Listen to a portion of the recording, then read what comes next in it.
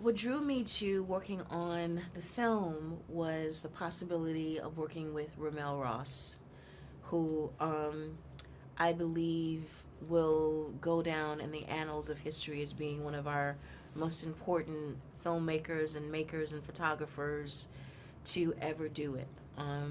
He is reinventing how we think of the camera in its use on with screen and on the screen, and with film and with photography, and I'm fascinated by it, and I just think it's just extraordinary work. So that's what drew me to wanting to work with him. And what the film was a little incidental, but it also happened to be Nickel Boys, and the story of this unbelievable violence that happened to these young boys that went to the Dozier Academy in Florida. And I wanted to ultimately be a part of being a witness for those children, for what happened to those children. Elwood, played by the incomparable Ethan Herisse, is mistakenly arrested and taken into the Dozier School for boys, and a reform school academy in Florida. And we watch him as he forms a friendship with a young man named Turner, and we endure through this film the brutality and violence that they suffered at the hands of the people who ran the school. Hattie is Elwood's grandmother, and Hattie is one of those rare women who's in love with her son. I don't know, I've never heard of those type of people. I'm not like that with my nephew at all. But yeah, she's in love with her grandson, and she has the love of her life taken from her. She believes in him. Elwood is an up and coming activist. He's an intelligent child. She believes in his future, and then in a way she has to become his future. Well, she has to struggle with these people the people who run the school who won't free her son, free her grandson, and she has to struggle with not knowing anything about what's happening to him, and her confusion as to why she can't get any answers from the people who run the school. Yeah, she's his protector, and she can't protect him. Well, I have played Ethan Harisse's mother in When They See Us, a limited series directed by Ava DuVernay, and it's about the exonerated the five young men who were wrongly accused of the rape of the Central Park jogger. I play Sharon Salam, who is the mother of Yusef Salam, who Ethan Herisse plays in When They See Us. And now I have graduated to being Ethan's grandma. Next time I'll be his great-grandmama. But now I've graduated to being Ethan's grandmother in Nickel Boys. Ethan is a beautiful young man on and off camera. RaMell is a collaborator. All directors are not. Let me say that again. All directors are not. But RaMell Ross is a collaborator. I mean, I think the thing about collaboration is that it's not because you don't trust that you have written something gorgeous and beautiful, which is what they did with the script for Nickel Boys, and that you're not a bomb director, which is what he is. It's that the reason why you choose actors or particular actors is because they help form the characters.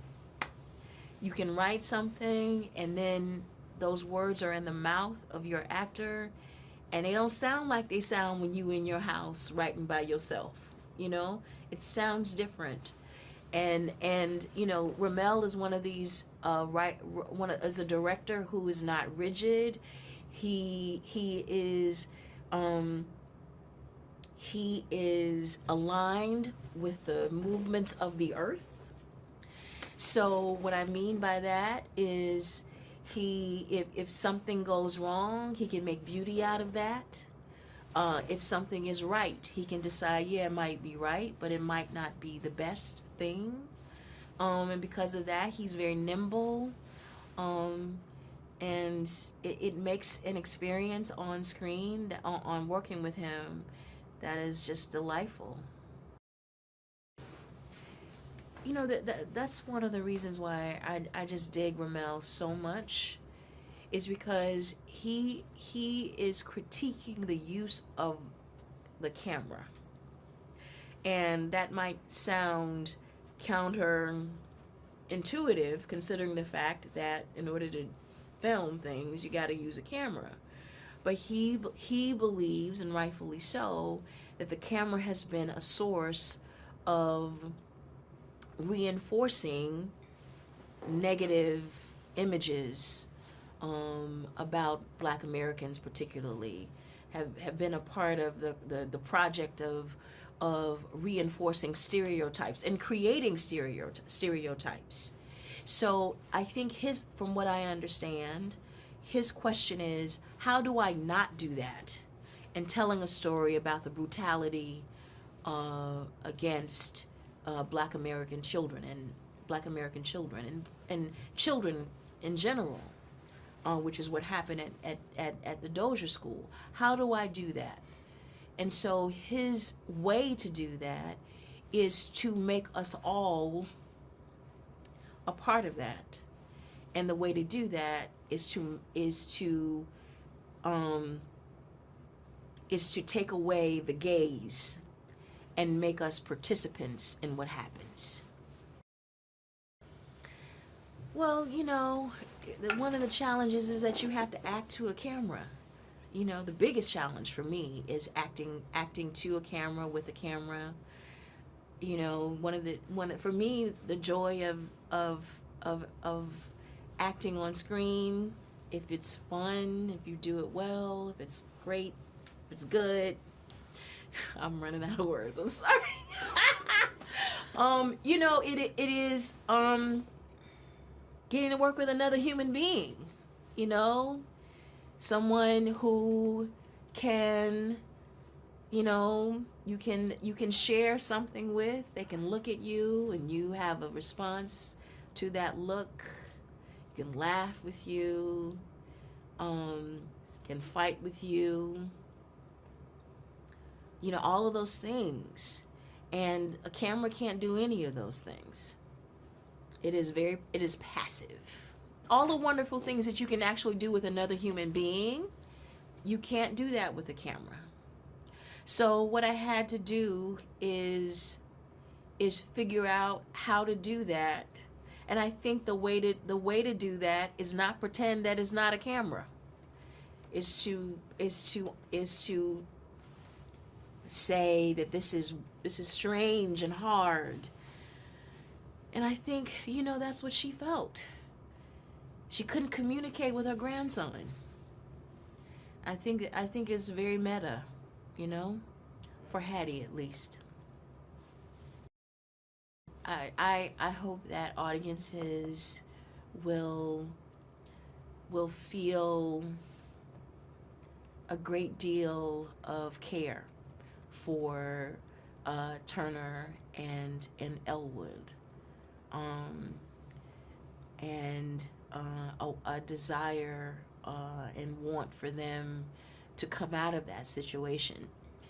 And you know, at the film's end, depending on how it ends, I'm not trying to give anything away, I want them to feel compelled to look at Elwoods and Turners in their lives and look at the culture that we live in, that these places like Dozier can exist all around us and can do what they do, and no one says anything. Yeah. And so because we come to this film, we'll be a witness to what happens to the lives of these children and want to do something about that. The presence of love that's seen throughout, despite them being in such a terrible place. That love can be found in the friendship between Elwood and Turner. It can be found in the relationship between Turner and Elwood's grandmother, and the relationship between Elwood and his grandmother. It's present throughout the film, and you can feel that while reading the script as well. And I think to see something like that, and then to see a character like Elwood, who is, you know, brave and strong enough to actively fight against all of the injustices that he was seeing happening before his eyes, I was completely invested in the story, and you know, I'm thankful to have the opportunity to play Elwood. I got to watch Hale County Good Morning this evening, RaMell's previous work, and that very much made me want to be a part of anything he was going to make. And then, yeah, I read the sides, and it felt like a world that I very much wanted to go and help bring to life if they found that I would be helpful in the You were bringing to life of it. You were pretty helpful, yeah. Good. So Nickel Boys follows two boys, Elwood and Turner. We start out with Elwood, and he's a really great kid. He's intelligent, and he's kind, and he is on his way to college, his first day of college, when he ends up in the wrong place at the wrong time and gets accused for a crime that he didn't commit. He gets taken away from his grandmother Hattie and sent to Nickel Academy, a reform school, where he meets Turner. And the movie just follows the relationship between Elwood and Turner and their clashing ideologies, while also exploring all of the horrors that take place at Nickel Academy. They are both forced into the confinement of the cage that is Nickel Academy, and I think what draws them to each other is Elwood's not allowed to sit at any other tables in the lunchroom because nobody wants him. They keep turning him away, and then he lands before Turner, and I think they both recognize this kind of intelligence within one another, and yeah, so it seems to be chance that maybe brings them together, but I think then they recognize that this camaraderie and the similarities between them, and that helps them then form that friendship, and then kind of have that conflict and kind of try to help each other, try to change each other, and then, yeah, change each other's worlds. I think as they continue to spend time with one another and kind of change one another in the early phases of their relationship, their friendship, a respect begins to be formed, an understanding of each other's intelligence is kind of seen, and then they allow themselves to be open with each other. They begin to rely on each other, and despite the fact that they clash ideologically, them opening up to each other and kind of allows for, I think Brandon was already saying this, but it just allows for them to kind of change each other's worlds a bit and open their eyes a little bit more for both of them. I hope audiences get to experience the possibility of letting go of who you think you are and what you think the world looks like, and letting go of your knowledge, I think, is what I hope audiences experience. This opportunity to let go of your conditioned viewpoints and see what that does. Yeah, Nickel Boys is about two boys living in a tough time, seeing each other and seeing the way that their relationship influences their reality. Yeah, I think the last uniting piece of casting those two was when we had their chemistry read. And it was fascinating because we thought that they were friends already, because when we were watching on Zoom, they're like in this room and they're, you know, really friendly, they're in close proximity. And I remember turning off our mic and asking the casting director, Vicki Thomas, how long they'd known each other. And she said they just met. So their chemistry was kind of built in, and their sensibilities as people and the way they held themselves is something we noticed immediately in the casting tape that aligned with what we wanted the characters to be. And so we all felt, all the producers and myself felt quite lucky to have encountered the two. Hattie is Elwood's grandmother. She has been taking care of Elwood since he was a young boy when Evelyn and Percy, Elwood's biological parents, leave to go to California to pursue a better life. And yeah, Hattie's where Elwood gets his sense of love, where he gets his sense of self, where he gets his confidence, and the single star that he orbits. Aunjanue Ellis-Taylor becomes and is, frankly, the glue of the film, and I think in a more profound way, the source of love that navigates its way into Elwood and opens him up to Martin Luther King, and she gives that love to Turner when she comes to visit, and Elwood continues to engage with Turner. It all starts with Hattie. She's the undeniable sort of goodness in this deeply dark social experiment, I guess, of the time. Yes, sentient point of view is what Jomo and I came up with to call the way that we wanted to use the camera. POV is something that's well known. It's in, you know, action footage. It's in pornography. It's in a variety of different cultural spaces, but it has this sort of attempt at seeing the world in this really wide frame, and it doesn't focus so much on the processes that are involved in vision and the ideas of consciousness, which have more to do with attention than they do with field of view. And so sentient point of view is something that extends from observational logic, which is just how I called the camera use in Hell County This Morning, This Evening. It's using the camera as an extension of consciousness. It's trying to bring the camera into the body and make it an organ. It's trying to explore the world in a way that is authentic. Yeah, making a film, I think at this scale, one has to collaborate with people. It's necessary.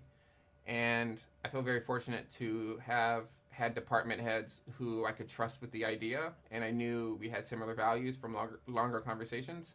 And with that, you find that you're sort of always pushing the idea forward, and it gradually starts to grow larger than kind of what I imagined or what Jocelyn Barnes, my co-writer, imagined. And so, yeah, it was a treat.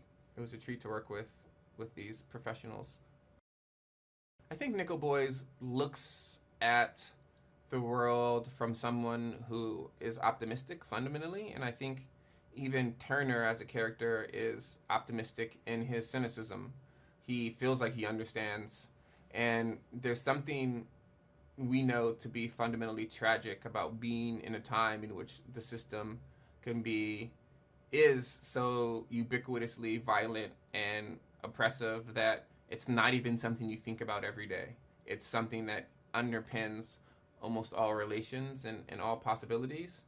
And one idea in the film is to be a human being in that space, and to be in that is to be, I would say, fundamentally joyful, and to look at the world in a naturally poetic way. I believe that human beings believe, or human beings see the world poetically in its kind of society and culture, and the confirmation to it that works us into utilitarian modes of looking and utilitarian modes of being.